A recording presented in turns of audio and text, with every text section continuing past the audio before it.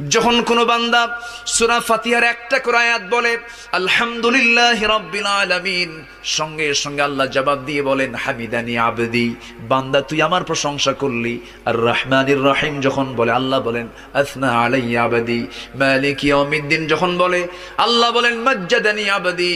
এরপরে যখন বলে ইয়াকা না'বুদু ওয়া ইয়াকা নাস্তাঈন পর্যন্ত যখন বলে আল্লাহ বলেন বান্দারে তুই আমার কাছে কি চাস, প্রাণ খুলে চারে বান্দা।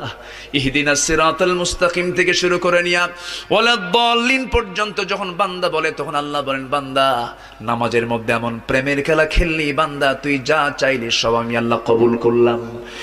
ওই বান্দা যখন রুকুতে যায় আল্লাহ তখন অস্থির হন।